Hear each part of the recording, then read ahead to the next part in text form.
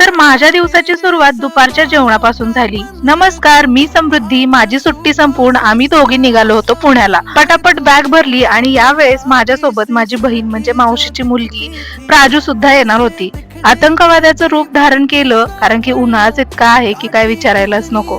सगळ्यांना tata bye bye केलं आणि आम्ही पोहोचलो सातारा बस स्टँडवर. मावशीला सोडून जायची तर बिलकुल इच्छा होत नव्हती, पण काय, मावशीचा निरोप घेतला, त्याचबरोबर साताऱ्याला पण टाटा बाय बाय केलं आणि आम्ही निघालो पुण्याच्या दिशेने.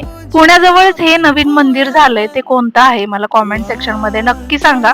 मला तर माहित नाही. पुण्यात येऊस्तोपर्यंत जवळजवळ आम्हाला 8 वाजल्या होत्या आणि ह्या काकांनी मस्त आम्हाला पुण्यामध्ये सोडलं. त्यानंतर ऑटो करून आम्ही निम्म्या वाटेपर्यंत पोहोचलो. तोपर्यंत माझी रूममेट सुद्धा मला घ्यायला आली होती. रूम वरती पोहोचल्यानंतर भूक तर फार लागली होती, म्हणून पहिल्यांदा ताटावरती बसलो. जेवण झाल्यानंतर रूममेट सोबत थोड्याशा गप्पा मारल्या आणि दिवसाचा एंड केला. चला तर भेटू उद्याच्या ब्लॉग मध्ये. बाय.